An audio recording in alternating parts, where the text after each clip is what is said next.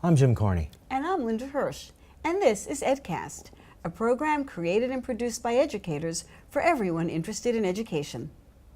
Right now, it's impossible to overlook the fact that we're in the final stretch of the race for mayor of New York City.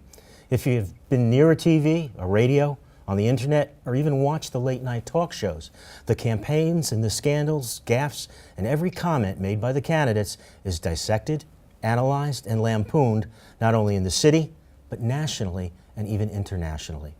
Unfortunately, virtually none of the discussion deals with the issues important to New Yorkers in their everyday lives. Crime, housing, taxes, and our main concern here at EdCast, education policy, are being overshadowed by scandal and spectacle. Over the past few months, EdCast has sought to hear from the candidates themselves about where they stand on the key issues in education. Both Bill Thompson and John Liu joined us in the studio, and we've spoken with other education stakeholders about where the next mayor should set education priorities. Unlike the present mayor, none of the candidates seem to be seeking the title education mayor. And it's clear that none are in favor of relinquishing the often reviled mayoral control of New York City schools. So where do they stand on the education concerns making the headlines today? Joining us for a close look at their positions is Zakiyah Ansari of the Alliance for Quality Education. Thank you so much for joining us today. We're delighted to have your input, especially because you've already done a lot of work on finding out where people stand and what people think the next mayor should be concerned with. Can you tell us a little bit about what you've done to find out what people are thinking, and what did you find out? Absolutely. I mean, our organization, Alliance for Quality Education, is part of a campaign called A+ NYC.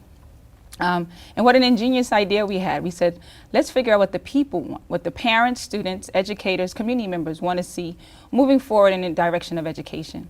And it was a long process, and it was a long planning process as well, which is really important. And it was about 75 community meetings in all 5 boroughs, talking to young people from Staten Island to the Bronx, high schoolers as well as elementary age students, middle school students, parents and educators, and said regardless, which I think was really key, regardless of what the governance is, what does every child need to learn, know, and do before they graduate high school? Right? And that took away the political scheme to it. Every child needed to, and people finished the sentence, right? And it was a great sense of ideas. Like, young people knew. Often we think, well, you know, they go to school, they don't really know what's happening. They knew, they understood it, they got it. I mean, to the point where they were so specific about, we need to know about banking. How do you write a check? Like, that was really clear, right? To the basic stuff, right? Children should learn how to read and write and do arithmetic. Critical thinkers, appreciate and enjoy the love of learning, right? And that the classroom should look different. Class size should be smaller, and that there should be real learning going on in the classroom. So it was 75 community meetings all the way up until January of this year. And out of that, we said, well, fine, we got all this feedback, what do? We had surveys, so folks who couldn't participate in the bus tour, which we had, a big blue bus. It's called our PS 2013 campaign, was actually named by young people. Your own magic school bus. Well, yeah, it was kind of magical. It really was. As we took it around the city, again, in all 5 boroughs, visiting schools, and schools participated and had their classrooms come out to bilingual programs that helped adults learn English, and participate and get on the bus. And it was great. It was awesome. So you mentioned the students certainly talked about what they need to learn. You mentioned class size. What were some of the other issues that people wanted the next mayor to pay most attention to? Well, what happened is after that, you know, again, this is a long process, right, but it was well worth it. And out of that, the top 3 choices were more funding, less testing, and more arts and music, which is no surprise, right? I mean, we all agree that anybody in school, there's less of that and should be more of the other. And so those are the top 3, but also came out of it, like community schools was a big issue.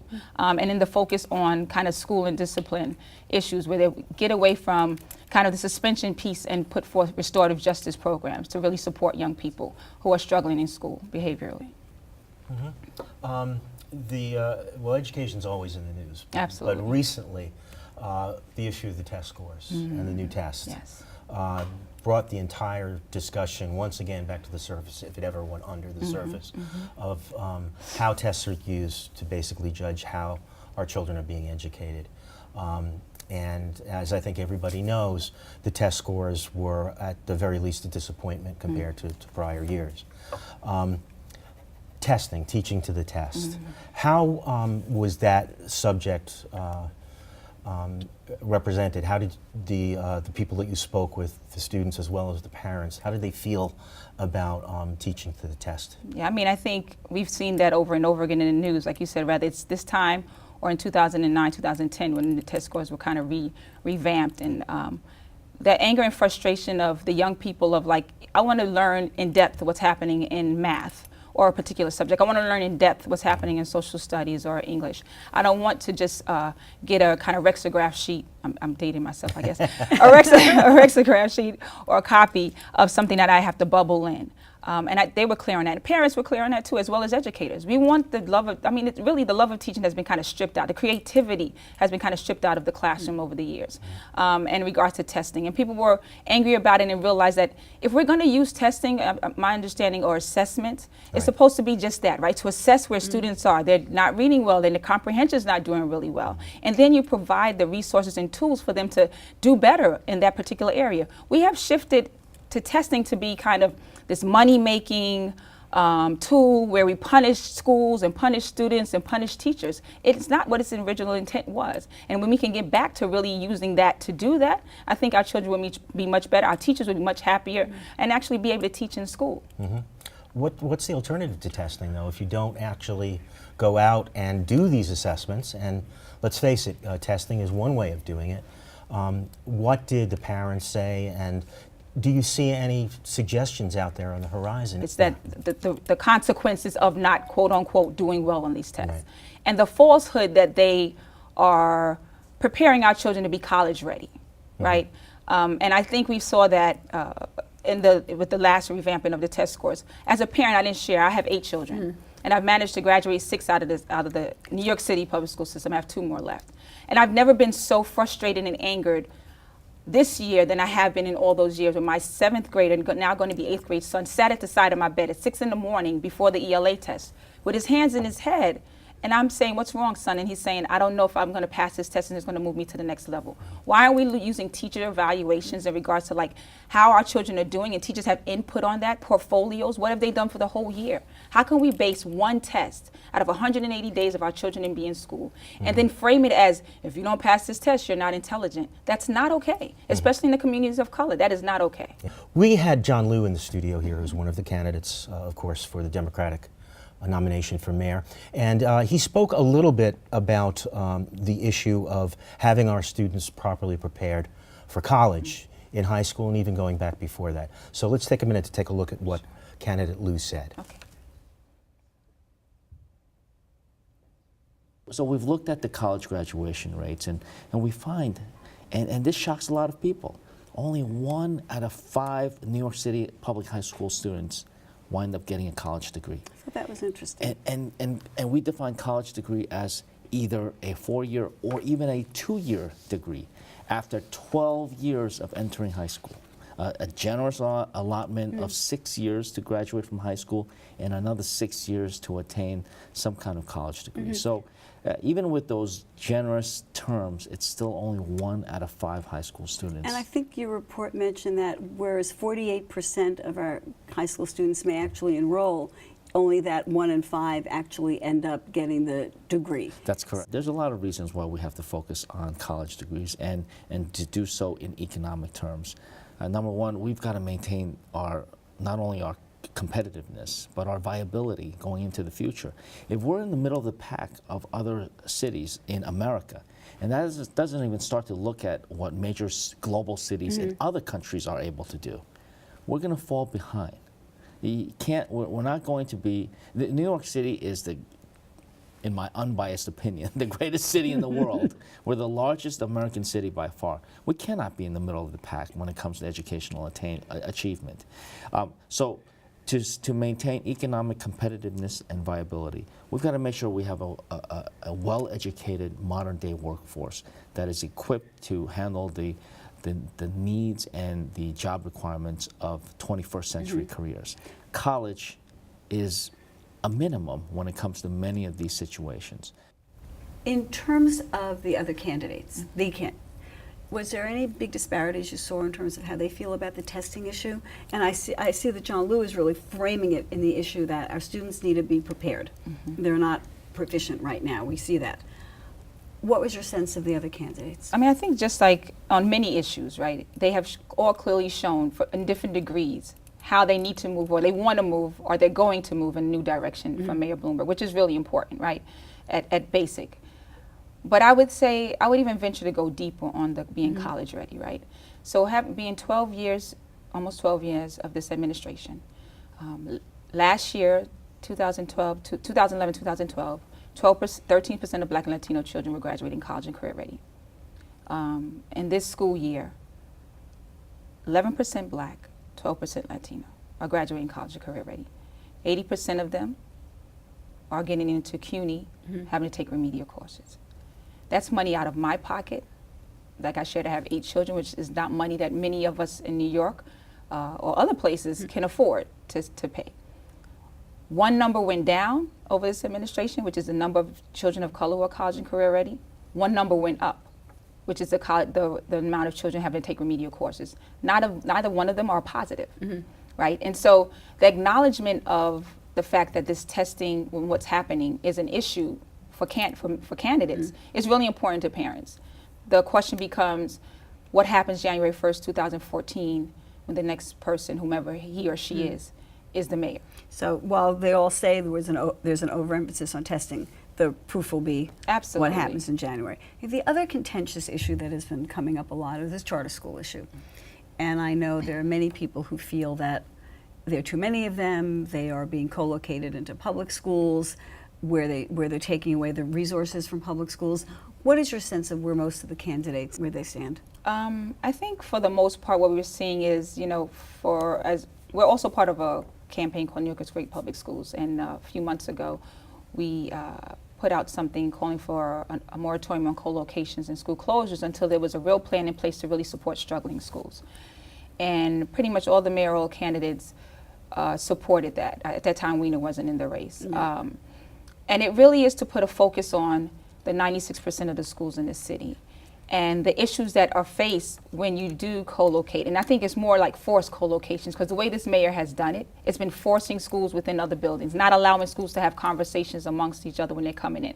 I framed it as having a bad landlord, and he's been really bad at that in regards to you have your home, and one day you come home and your house is split down the middle. You were not talked to, you were not consulted with. And not only is your house split down the middle, but the other side has Wi-Fi, has a 54-inch TV, has food in the fridge for days, has all the amenities that you should have as well. And so when you put the two people like that in the room, what are you going to get? He has created this drama. He has created this friction that's happened in regards to co-locations, specifically charters, right? Because there are public schools that are co-located, but specifically charters. And it's not okay for our community, it's not okay for our children, because predominantly it affects children of color. Have there been any significant differences in the performance of the students in the charter schools versus the students in the more traditional public schools on this last round of testing? I mean, I think what I saw, what I saw in the paper, just like everyone else, is that charters didn't do much better than our public schools. The bigger question becomes, in schools where wonderful things are happening, because there's some great public schools out there that are amazing things happening, what are those things that are happening, and why have we not, in 12 years, shifted to ensure that we have a comprehensive plan to ensure that all schools are putting forth many of those same things, instead of creating a division?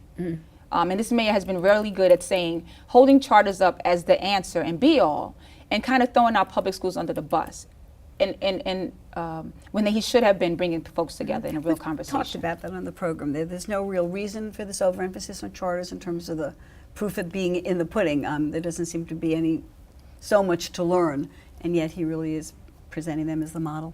Well, based on this, do you think that the mantra that most of the candidates have, and this is particularly an issue for Quinn, is distancing themselves from the current administration? I mean, most of the candidates that I've heard talk about that have tried to say, well, my administration will be different. Have you heard anything in the tone of the candidates to indicate that indeed there will be a difference in some of the ideas that the candidates are putting forward? So I'm going to take, not me personally, but New Yorkers for Great Public Schools, I think we're going to take a lot of credit for that, right? And I think rightfully so. Okay. And the reason being is because from day one and from the get-go, from August, probably before then, we were pushing to ensure that people were not just going to say, oh yeah, we want parent involvement, of course, because that's the easy, low-hanging fruit. We wanted people to talk about the tough issues that parents wanted to talk about: co-locations, charters, school closures, right? School discipline. Young people want to know, what are you going to do different? I don't want to be suspended out of school. What kind of support are you going to give me? And that was really a strategic move to ensure that we framed it as moving in a new direction, and that this administration has been a failure and we want success, right? And so that was the main focus. And so it has been part of that, as well as other groups, I think, that have also been pushing to make education at the forefront. Nationally, people are looking at New York City, right? We have the mayor who has access as a billionaire to the president, the secretary of education, and we've seen him over and over again go to other parts of this country and say, well, if I could, I would fire half the teaching staff. That's great PR.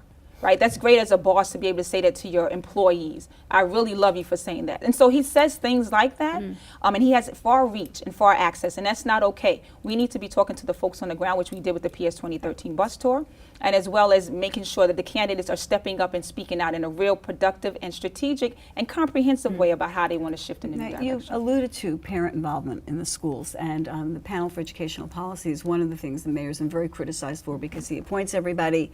It's a rubber stamp. So where do the candidates stand on this issue of who appoints people to the panel for the PEP? Some of them are split in regards to yes or no on the PEP and appointing them, but I think many of them are very similar in saying that something different needs to be done there. Right? I think they clearly have seen that this is a rubber stamp. It's not okay. It's not a democratic process at all. Right. I mean, come on. Like, Right. I've been to too many PEP meetings over and over again to have parents and students and educators and others just pour their hearts out, literally tears. I mean, to the point of, just so frustrated. And know that when you sit there, that the vote has already happened. Why is that okay? On the decisions they're making, no bid contracts, $80 million on ARIS. How many after-school programs could we have funded with $80 million? How many early childhood education programs could we have funded with $80 million? As opposed to putting it in something that's online where many of our parents don't have access to computers. That's just one example of a no bid contract. And then the closures. All right, so let's talk about the closures. All right, there have been, I think, 160 schools closed 162. under Mayor, 162, Yes. thank you, all right. Many schools closed. We have some students visiting today from DeWitt Clinton, and they've told us that DeWitt Clinton is currently under the gun and is at risk of being closed. We did have Bill Thompson here, and he did speak a little bit to this issue of school closing. So let's take a look and hear what he said, and then let's talk about this. When it comes to school closings, they're using the closing of schools almost as an educational policy. There is something wrong with that. Going back and to show, perhaps it is to show that I don't trust the current administration in that regard. Back in the spring, I'd suggested a moratorium on school closings until the end of 2013. And I think that right now, others have agreed with that, and a number of people have suggested there be a moratorium on school closing, even to the point of, if necessary, passing state legislation to make sure that that occurs. Closing schools, and it's funny, as we sit here and talk, one of my former colleagues on the New York City Board of Education, the former Bronx member, Sandra Lerner, is here. Yeah. There was something that we put in place when we were members of the New York City Board of Education, something called the Chancellors District. Failing schools would go into the Chancellors District. You cap the schools at a certain number of students. You put an intensive curriculum in place, very regimented curriculum. You added dollars into that. You put money into the school. You had real focus on professional development. And in the end, those schools turned around. What do you think? Should we go back to the Chancellor's District? I do want to say quickly, Zakiyah, that a quick look at my notes says that almost all of the candidates, except for John Loda, are against closing schools the way they have been closed under the mayor. So they're all saying no, no, no. But what do you think could be done, and is this going back to the Chancellor's District? Is that the way to go? I think the plus in a, whatever you want to call it, Chancellor's District, what he described is a comprehensive plan to support struggling schools. That is a focus on what needs to happen, and that there's money funneled in it, which is very similar to the top priorities of parents, right? In that Chancellor's District, I'm sure they had access and privilege to art and music. There was funding clearly based on Mr. Thompson's response. And that I'm sure that the level of high stakes testing was not something that was a focus. It was really ensuring that each school probably had some kind of individualized plan to help them move forward. That is no different than what we've been asking for the last 10 years, right? And so if that's what you want to call a Chancellors district and it was working, then why not? Mm-hmm. Yeah, closing schools, I think, it holds in a cloud over the entire, or even the threat, as we spoke to some of the students in our panel here today that we were talking to before, that it changes the attitude and it makes the students feel like second-class citizens. Something else that makes students uncomfortable is being one of many in overcrowded classrooms. To me, as someone who teaches in a classroom, I'd much rather teach 12 students than teach 45 because it's much less regimented. But it is an issue, and there are differing opinions on that. How do you feel the issue of overcrowding in schools or school size is playing amongst the candidates in the race? I think most folks, anybody, even the candidates, want their children in smaller class sizes, right? Alliance for Quality Education was created as the organizing tool around the Campaign for Fiscal Equity. We were the ones who organized the parents and the community members across the state to fight for that funding. And part of that funding was to go towards smaller class sizes, right? Billions of dollars was dedicated to that. We know the first 2 years we had some of that funding, we began to see across the state some of the positives of that money. And then, in the 3 years, 2 years after that, we're literally back to where we started before the agreement. But yet have been getting funding, and this mayor has totally disregarded even the thought of creating smaller class sizes, even though we're constantly hearing from him that there's no money for this and no money for that. There's no way on earth this mayor would have his children in a class of 30, 25 probably. So why is it okay? Why is it okay to have our children in large class sizes? Why is it okay to hold a teacher accountable around test scores and a whole host of other things with a class of 35 or more? Accountability has to start with someone. And usually the sign of a good leader is someone who says, I'm staring down the wrong direction. People on the ground are pretty upset about it. They've been standing on the steps of City Hall quite often. Maybe I'll bring some of those folks in to have a conversation about maybe I'm missing the boat. I'm 20,000 feet above and I need to get closer to the ground. And as many times as I've been on the steps of City Hall, I haven't seen that conversation really go down. Without getting specific, I don't want to put you on the spot, but you mentioned accountability a number of times, not only in this response, but in what you've been talking about so far in the program. Have you heard anything from any of the candidates, and you don't have to say specifically which one, unless you want to, that laid out a plan where they feel they need to be responsible, they need to be able to take the blame as well as the credit, and be accountable to the people of New York City? So I'm gonna answer this way. Okay.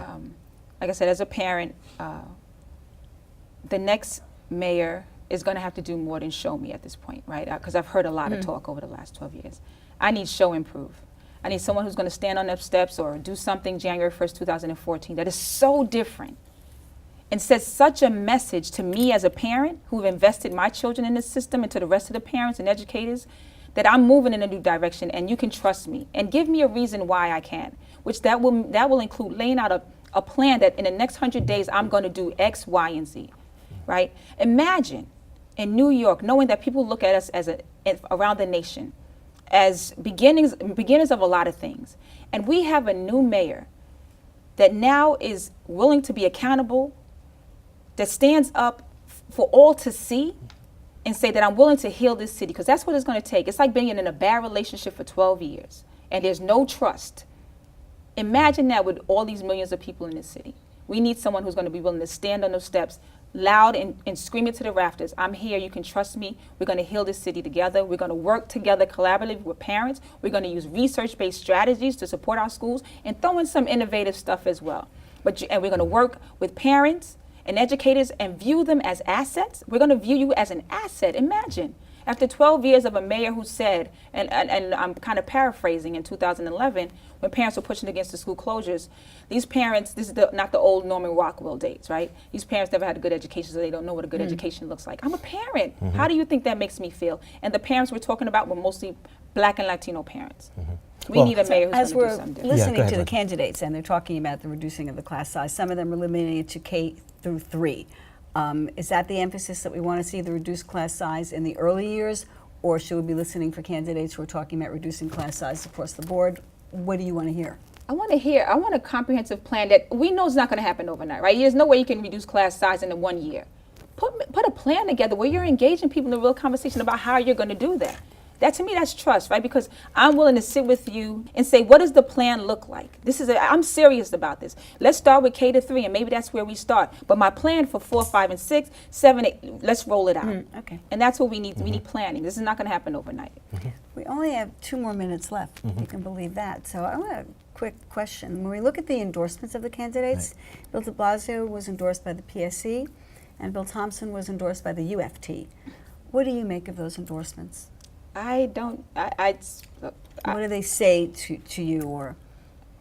I think that people see different things in different candidates, and that's okay, right? That's the whole power of a democratic process of being able to support who you want. The reality is what happens during the primary, who are going to be at the last people kind of standing there. And when we come together as a community, as a city, to say we want someone who's going to stand up for the people, we want someone who's going to really ensure that education is at the forefront of what's going on. Final question. The personalities involved. Very often the demeanor and the face that a leader puts on in terms of leading an education system, leading the teachers of a city, or leading the students in different schools is very important. Is there anything that the new mayor who comes in needs to think about in terms of being the individual, being the human being and the person who is going to be leading the schools in New York City? You know what, we've had the same face for 12 years. Any new face is going to look good right now. But to go even deeper on that, I think we're at a point, we need some honesty. We just need you. I don't care if you know, how you dress. We just need you to be you.